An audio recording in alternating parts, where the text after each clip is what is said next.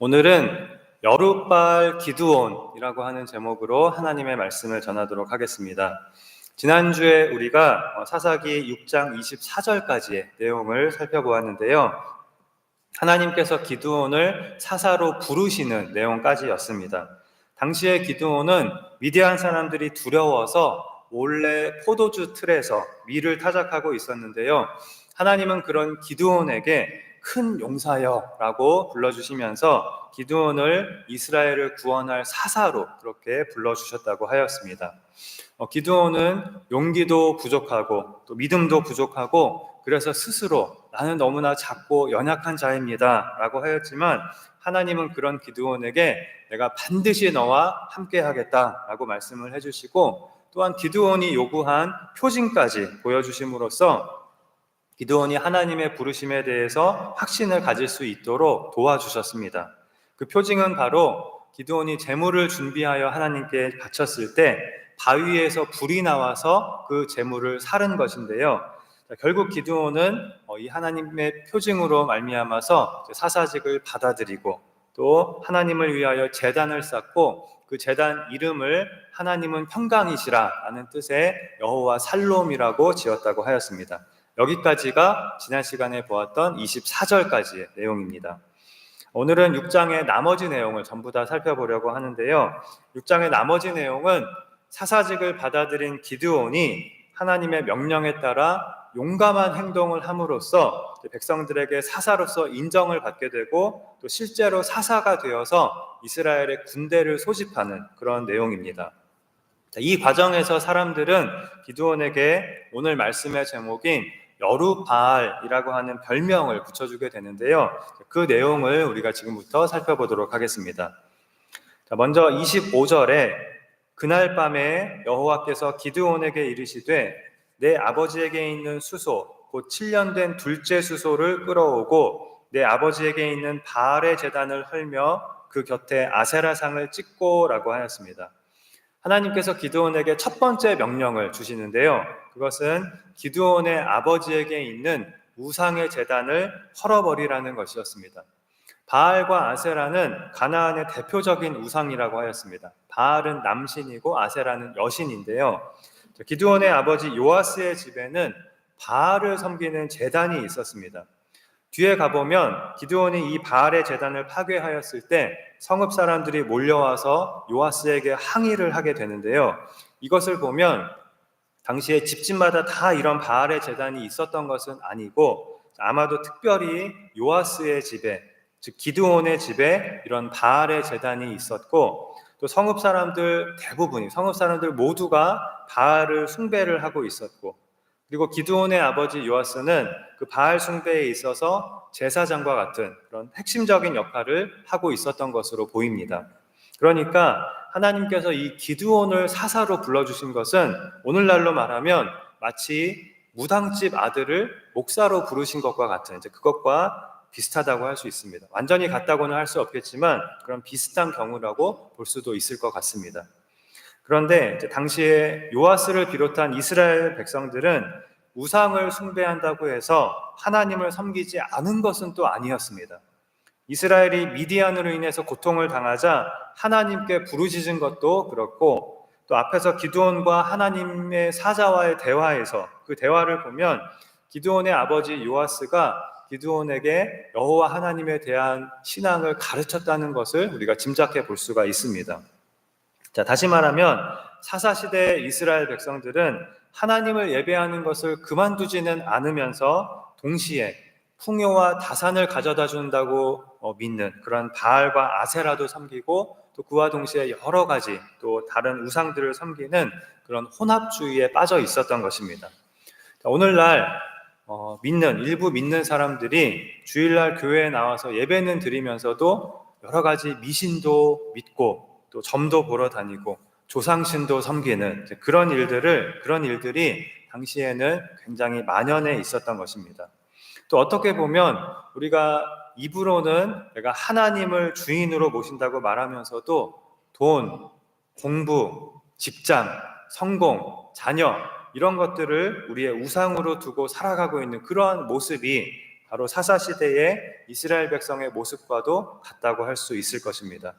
자, 바로 그런 상황에서 하나님은 기드온에게 먼저 우상의 제단을 헐어버리라고 명하신 것입니다. 기드온이 사사로서 이스라엘을 구원하기 위해서는 먼저 우상을 제거하고 백성들이 하나님께로 돌아오게 해야 한다. 그것이 먼저다라는 것입니다. 미디안과의 전쟁을 하나님이 명하시기 전에 먼저 기드온의 집에 있는 바알의 제단과 아세라상을 없애라고 그렇게 하나님은 명하신 것입니다.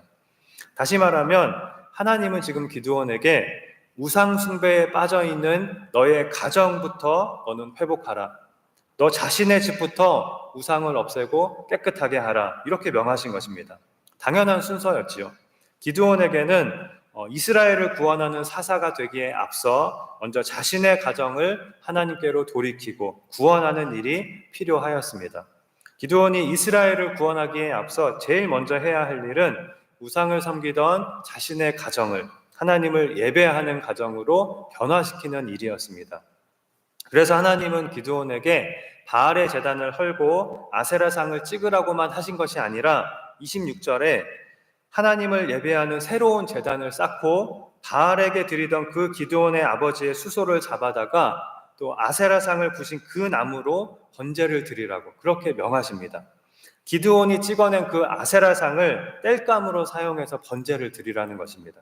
자, 이것은 우상을 철저히 파괴하고 오직 하나님만을 섬기라는 그런 명령임과 동시에 또한 바알이나 아세라는 신이 아니라 그저 나무에 불과하다는 것을 보여주기 위한 그런 것이었습니다. 아무것도 아닌 가짜 신인 우상을 섬기지 말고 너희는 살아계신 하나님을 섬기라는 것입니다. 이것이 기드온에게 내려진 첫 번째 명령이었습니다. 여기서 우리가 오늘 생각해 볼 첫 번째는 하나님은 기드온에게 제일 먼저 가정의 회복을 명하셨다 하는 것입니다. 기드온이 이스라엘을 구원하기 전에 먼저 자신과 가장 가까이에 있는 자기 가족, 자기 자신을 돌아보고 바로잡도록 하신 것입니다. 여기서 우리가 오늘 기억해야 할 것은 우리가 나라를 위해서도 기도해야 하고 교회를 위해서도 기도해야 하고 또 해외 선교를 위해서도 기도해야 되고 또 우리 북한을 위해서도 기도해야 하지만 먼저 우리의 가정을 위해서 나와 가장 가까운 우리 가족들의 신앙을 위해서 특별히 가족 중에 믿지 않는 가족이나 또 신앙생활에서 점점 멀어져 가고 있는 그런 가족이 있다면 그러한 가족들을 위해서 우리는 제일 먼저 기도해야 한다는 것입니다. 기드온이 바알의 제단을 헐고 아세라상을 찍은 것처럼 그렇게 우리가 강압적으로 폭력적으로 또는 강제적으로 그것을 하라는 것이 아니라 하나님께서 우리 모든 그리스도인에게 맡겨주신 첫 번째 사명은 바로 우리의 가정, 우리의 가족이라는 것입니다.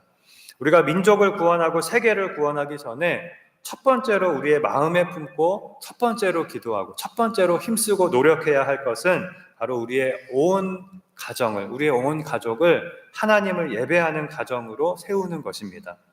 물론 그것은 우리의 힘과 노력만으로 결코 되는 일은 아닙니다.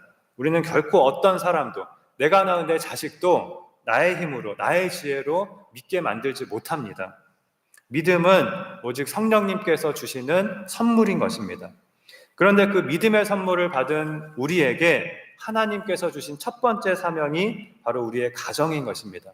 나를 포함하여 나의 가정이 믿음의 가정으로 하나님을 예배하는 가정으로 또 하나님을 주인으로 섬기는 가정으로 세워지는 것입니다.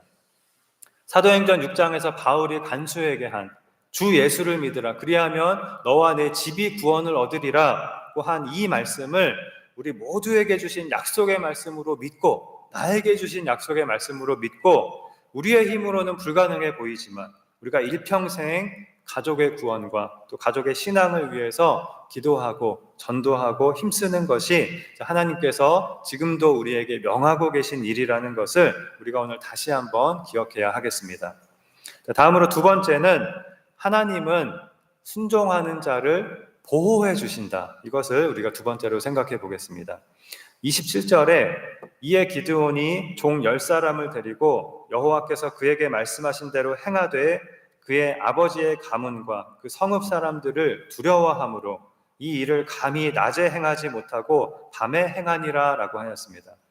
기드온이 하나님의 말씀대로 순종하기는 했는데 사람들이 두려워서 사람들이 다 자는 밤에 몰래 행하였다는 것입니다. 사람들이 보는 가운데 당당하게 바알의 제단을 부신 것이 아니라 사람들에게 들키지 않게 밤에 조용히 종 10사람을 데리고 가서 조용히 바알의 제단을 헐고 조용히 아세라상을 찍어냈다는 것입니다. 여전히 이 포도주 틀에서 몰래 밀을 타작하던 그런 소심하고 겁 많은 기드온의 모습을 여전히 지금도 보여주고 있습니다. 그러나 중요한 것은 그럼에도 불구하고 기드온이 하나님의 명령에 순종하여 자기 집의 우상을 파괴하였다는 것입니다. 사실 우리가 너무나 쉽게 기드온은 참 소심하고 겁이 많다 이렇게 다들 이야기를 하지만 우리 중 그 누구도 기드온과 같은 상황에 있었다면 기드온과 같았을 것이라고 저는 생각합니다. 적어도 저는 그렇습니다. 미디안 사람들이 닥치는 대로 눈에 보이는 모든 양식을 다 약탈해가는 그런 상황에서 뻔히 눈에 보이는 넓은 타작마당에서 밀을 타작하지 않고 좁은 포도주 틀에서 몰래 밀을 타작하는 것은 사실 너무나 당연한 일이라고 생각을 합니다. 그리고 또 잠시 후에 보게 될 텐데요.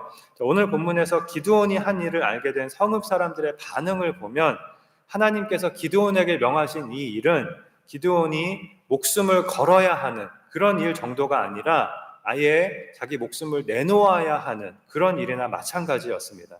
성읍 사람들이 당장 기드온을 죽이려고 하였거든요. 그러니 기드온이 아버지의 가문과 성읍 사람들을 두려워한 것은 지극히 당연한 일이었습니다. 보통 두려운 것이 아니었을 것입니다. 기드온이 바알의 제단을 훼손하고 또 파괴한 그 순간 기드온은 이미 죽은 목숨이나 마찬가지였습니다. 그럼에도 불구하고 기드온이 그러한 두려움을 이겨내고 바알의 제단을 회파한 것은 사실은 엄청난 용기를 내 대단히 용기 있는 행동이었던 것입니다. 그렇게 하면 죽을 것이 눈에 뻔히 보이는데도 용기를 내어서 하나님의 명령에 순종한 것입니다. 그럼 기드온은 어떻게 되었을까요? 28절에 보면 바로 다음 날 아침에 기드온이 밤사이에 한 일이 발각이 되었습니다. 바알의 제단이 파괴되었고 아세라상이 찍혔고 또 바알에게 바칠 수소가 새로운 제단에서 다른 제단에서 드려진 것을 성읍 사람들이 발견하게 된 것입니다. 그리고 얼마 지나지 않아서 이것이 기드온의 소행이라는 것이 밝혀지게 되었고 성읍 사람들은 당장 기드온의 아버지 요아스를 찾아가서 당장 아들을 내놓으라고 우리가 당장 기드온을 죽이겠다고 그렇게 항의를 하였습니다. 왜 이들은 이렇게까지 한 것이었을까요? 같은 동네 사람인데 다 알고 지내던 그런 기드온인데 왜 이렇게까지 하려고 한 것이었을까요? 기드온이 바알의 제단과 아세라상을 파괴한 일로 바알과 아세라가 자신들의 성읍에 재앙을 내릴까봐 이들은 몹시 두려웠던 것입니다. 그러나 이렇게 우상을 두려워하는 그들에게 하나님은 기드온을 통해서 기드온으로 하여금 이 파괴된 아세라상을 땔감으로 써서 번제를 드리게 함으로써 우상은 아무것도 아님을 그저 나무에 불과하다는 것을 보여주신 것입니다. 그리고 기드온의 아버지 요아스는 기드온이 죽음을 피할 수 없는 이 위기의 순간에 기지를 발휘하여 기드온의 목숨을 살려내게 되는데요. 이것이 31절입니다. 먼저 요아스는 성읍 사람들에게 이렇게 말하였습니다. 너희가 바알을 위하여 다투느냐? 너희가 바알을 구원하겠느냐? 그를 위하여 다투는 자는 아침까지 죽임을 당하리라. 무슨 말입니까? 무슨 말이냐면요. 이 연약한 인간이 신을 구원하겠다고 나서는 것 자체가 신에 대한 모욕이라는 것입니다. 신성 모독이라는 것입니다. 그렇기 때문에 그런 사람이 있다면 바알이 오히려 그런 사람을 살려두지 않을 것이라고 지금 요아스가 말하고 있는 것입니다. 그리고 이어서 요아스는 이렇게 말합니다. 바알이 과연 신일진데 그의 제단을 파괴하였은즉 그가 자신을 위해 다툴 것이니라. 바알이 진짜 살아있는 신이라면 바알의 제단을 파괴한 기드온을 바알이 직접 나서서 가만두지 않을 것이다. 바알이 직접 기드온을 죽일 것이다. 그러니 너희가 이렇게 나서서 설칠 필요가 없다라는 것입니다. 말하자면 바알이 이제 직접 기드온을 죽일 것이니 너희는 지켜보기나 해라 라는 것입니다. 바알의 제단에서 지금 섬기고 있는 그 요아스가 바알의 편에서 바알을 변호하고 있는 그런 말처럼 보이지만 사실은 아주 영리하게 아들 기드온의 목숨을 지금 구한 것입니다. 게다가 이 요아스의 말은 해석하기에 따라서 바알이 진짜 신인지 가짜인지, 기드온이 옳은 일을 한 것인지 잘못한 것인지 우리 한번 지켜보자, 두고 보자 라는 의미로 받아들여질 수도 있습니다. 자, 만일 기드온이 죽으면 바알이 진짜 신이 되는 것이고요, 기드온이 죽지 않고 살아있으면 바알이 가짜 신이라는 것이 증명되는 그런 상황이 온 성읍 사람들 앞에서 만들어지게 된 것입니다. 결과는 어떻게 되었을까요? 당연히 기드온은 죽지 않았습니다. 멀쩡했습니다. 바알의 제단과 아세라상을 파괴하고도 죽지 않고 멀쩡하게 살아있음으로써 바알이 가짜 신이라는 것이 말하자면 증명이 된 셈이었습니다. 32절에 그날의 기드온을 여룻바알이라 불렀으니 이는 그가 바알의 제단을 파괴하였으므로 바알이 그와 더불어 다툴 것이라 함이었더라 라고 하였습니다. 여룻바알이라는 말은 바알이 다투다, 즉 바알이 자신을 위하여 싸울 것이다 라는 그런 뜻입니다. 기드온이 바알의 제단을 파괴하고도 살아남은 그 일로 이것이 기드온에게 별명으로서 붙여지게 된 것입니다. 말하자면 기드온은 이제 바알과 싸운 자, 바알과 싸워서 이긴 자라고 하는 그런 명성을 얻게 된 것입니다. 그 명성을 얻게 된 것을 상징하는 것이 바로 이 여룻바알이라고 하는 기드온의 별명입니다. 오늘날 하나님께서 우리에게 너희는 다른 종교의 시설에 가서 그것들을 파괴하라 이렇게 명하시는 것은 아닙니다. 여러분, 오늘 본문의 내용을 그렇게 오해하고 우리가 잘못 적용을 해서는 절대로 안 됩니다. 그것은 신약의 백성인 우리가 할 일이 아닙니다. 우리가 할 일은 우리 스스로에게 둔 우리의 우상들을 끊임없이 제거하면서 모든 사람에게 하나님의 구원을 전하는 일입니다. 그리고 그 방법은 파괴하고 때려 부수고 싸우는 것이 아니라 나를 희생하고 양보하고 용서하는 것이라고 성경은 우리에게 말씀합니다. 이것이 하나님께서 우리에게 주신 명령인 것입니다. 그렇다면 오늘 본문에서 우리가 깨달아야 할 것은 무엇일까요? 하나님은 하나님의 명령에 순종하는 자를 보호해 주신다. 이것을 우리가 생각해 볼 수가 있겠습니다.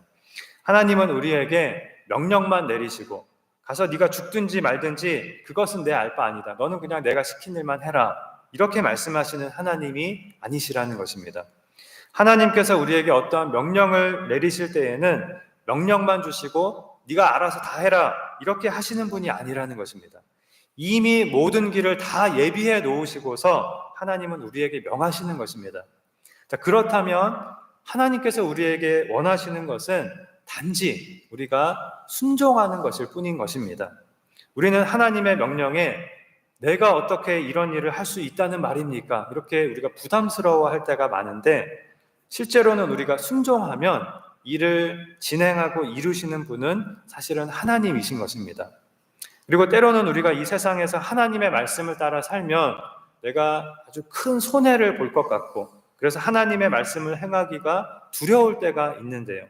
하나님의 말씀에 순종하는 자를 하나님은 보호해 주신다는 것을 우리는 반드시 기억해야 하겠습니다. 물론 하나님의 뜻과 섭리가 있어서 또는 하나님의 영광을 위해서 우리가 이 세상에서 고난을 겪게 될 때가 있습니다. 고난을 당해야 하는 때도 있습니다. 그러나 일반적으로는 대부분의 경우에는 내가 하나님의 말씀에 순종할 때 하나님은 반드시 나를 보호해 주실 거라는 그런 믿음을 우리가 가지고 또 그에 더해서 그리 아니하실지라도 그렇게 안 해주실지라도 나는 하나님의 말씀에 순종하겠습니다 라는 그러한 믿음으로 우리가 결과에 대해서는 너무 걱정하거나 두려워하지 말고 하나님의 말씀에 순종하는 삶을 우리는 열심히 살아나가야 하겠습니다. 자, 기드온이 백성들에게 바알과 아세라는 아무런 힘도 쓰지 못한다는 것을 이렇게 보여줌으로써 여룻바알이라는 이름을 얻게 된 이 오늘 본문은 나중에 열왕기상 18장에서 선지자 엘리야가 또 한 번 바알과 아세라 선지자 850명과 대결한 것을 우리에게 떠올리게 하는데요.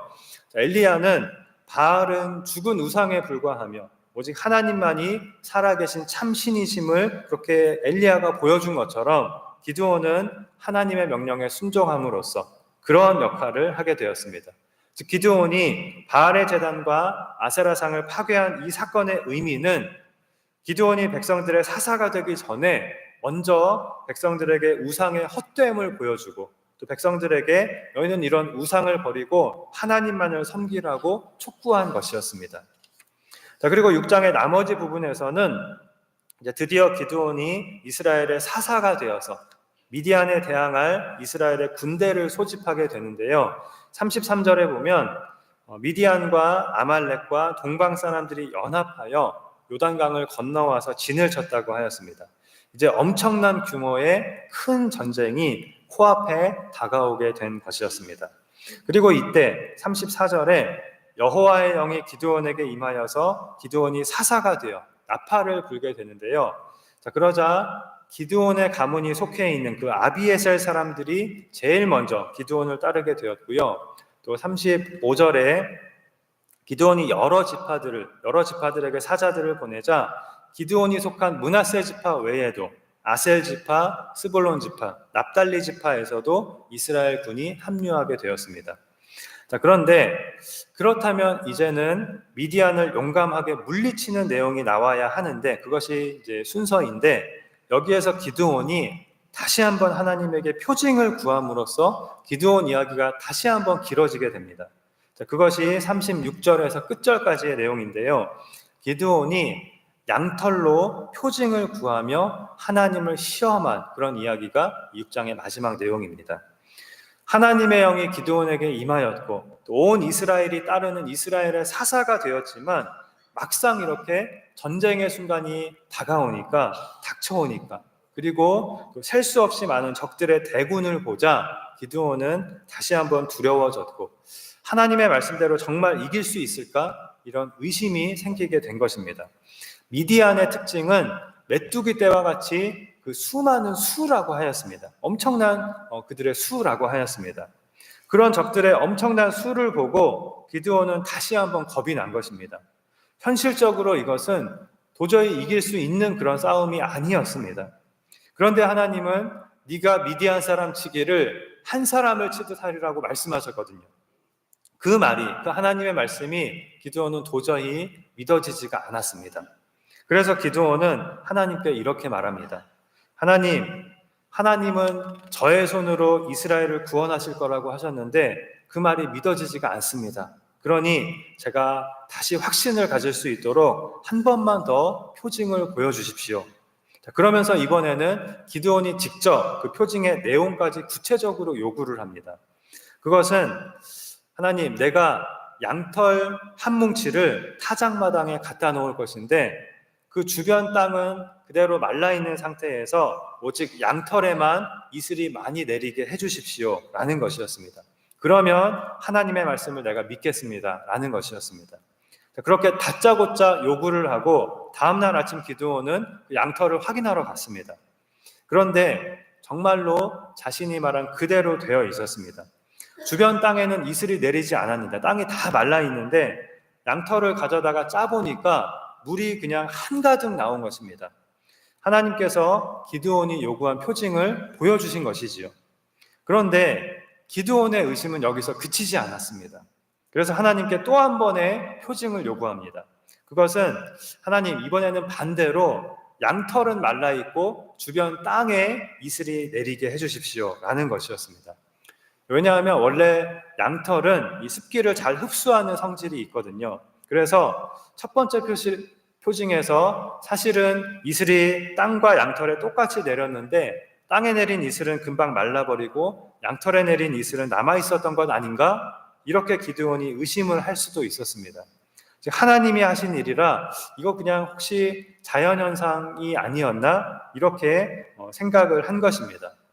그러나 양털을 짰을 때 물이 한가득 나왔다고 하였거든요. 이것이 하나님이 하신 일이라는 것을 확실히 알 수 있도록 하나님께서 분명하게 표징을 보여주신 것이었습니다. 그럼에도 불구하고 기드온이 또 한 번 표징을 요구한 것은 분명 기드온의 불신앙이라고 할 수가 있었습니다. 기드온도 스스로 그것을 알았기 때문에 이건 정말 심각한 나의 불신앙이다. 이거 자기 스스로도 알았기 때문에 이번에는 하나님의 눈치를 보면서 조심스럽게 하나님, 제발 화내지 마시고 한 번만 더 제가 말하는 표징을 보여주세요. 이렇게 부탁을 하였습니다. 첫 번째 표징과는 반대로 양털은 젓지 않고 이번에는 양털 주변의 땅에만 이슬이 내리게 해달라는 것이었습니다. 그것은 자연 법칙을 완전히 거스르는 것이기 때문에 하나님께서 하신 일이라는 것을 확실히 믿을 수 있겠다고 생각을 한 것입니다. 하나님께서는 어떻게 하셨을까요? 이번에도 기드온이 요구한 그대로 하나님은 해주셨습니다. 여기까지가 6장의 내용입니다. 자, 그렇다면 마지막으로 이 양털 이야기에서 우리가 얻어야 할 교훈은 무엇일까요? 우리도 기드온처럼 믿지 못하겠으면 하나님께 표징을 구하라. 그러면 표징을 보여주실 것이다. 그리고 그 표징을 보고 믿음을 가져라. 이것일까요? 여러분, 이것일까요? 사실 눈에 보이지 않는 하나님이나 하나님의 말씀을 믿는다는 것은 우리의 힘으로는, 우리의 이성으로는 불가능한 일입니다. 그래서 우리는 기적이나 눈에 보이는 확실한 표징을 보기를 원합니다. 그것이 우리의 본성입니다. 그래서 사실은 많은 사람들이 하나님에게 기드온과 같은 이러한 요구를 합니다. 여러분도 해보셨을지 모르겠습니다. 다 해보셨을 것입니다. 하나님, 제가 말하는 이러이러한 표징을 보여주시면 제 기도를 들어주시겠다는 뜻으로 알겠습니다. 이렇게 일방적으로 하나님에게 선언을 하는 것입니다. 예를 들어서 내가 좋아하는 이성이 있는데 하나님, 그 사람이 오늘 초록색 옷을 입는다면 그 사람이 바로 하나님이 나에게 정해주신 짝으로 알겠습니다. 그 사람과 결혼하라는 뜻으로 알겠습니다. 이렇게 자기 마음대로 정하고 자기 마음대로 응답을 받는 것입니다. 그러나 기드온의 양털 이야기는 우리에게 기드온처럼 표징을 구하라. 그것도 구체적으로 원하는 표징을 구하라. 그러면 원하는 그 표징을 하나님께서 보여주실 것이다. 이것을 말해주고 있는 것이 아닙니다. 성경이 우리에게 믿음에 대하여 분명하게 말씀하고 있는 것은 너희가 믿기 위해서 기적을 구하지 말고 하나님의 말씀을 믿으라는 것입니다.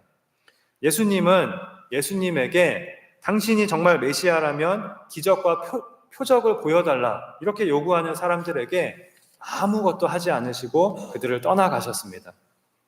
자, 또 한 번은 예수님의 제자 도마가 예수님이 부활하셨다고 하는 그 다른 제자들의 말을 믿지 못하고 나는 그 손에 못자국을 내가 두 눈으로 직접 보며 그 못자국에 내 손가락을 넣어보며 또 내 손을 예수님의 구멍난 옆구리에 넣어보지 않고는 믿지 못하겠다. 나는 절대로 그렇게 하지 않고는 믿지 않겠다 라고 하였을 때 이번에는 예수님이 친히 도마에게 오셔서 네 손가락을 이리 내밀어 내 손을 보고 또 네 손을 내 옆구리에 넣어보라. 그리하여 믿음 없는 자가 되지 말고 믿는 자가 되라고 그렇게 말씀해 주셨습니다.